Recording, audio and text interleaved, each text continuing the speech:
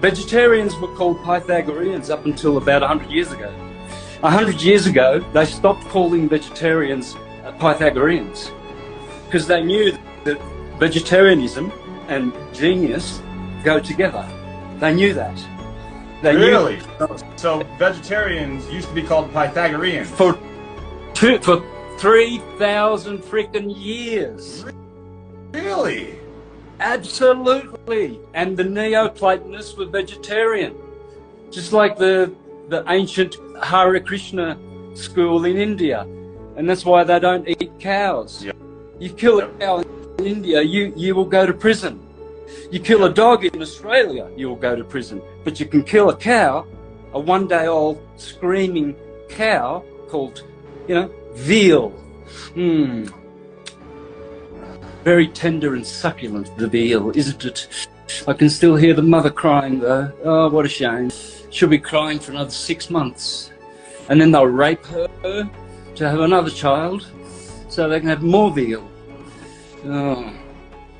Oh my God, oh boy. See, the Archons know that how humans, not vampires, the Nephilim, see, there's two human groups on Earth.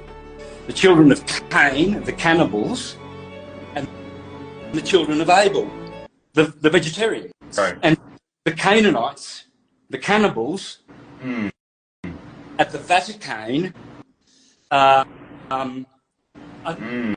they and the Jesuits, who own all the abattoirs, they're the ones who are teaching humans that it's okay to get out of the Garden of Eden diet and eat your fellow sentient beings.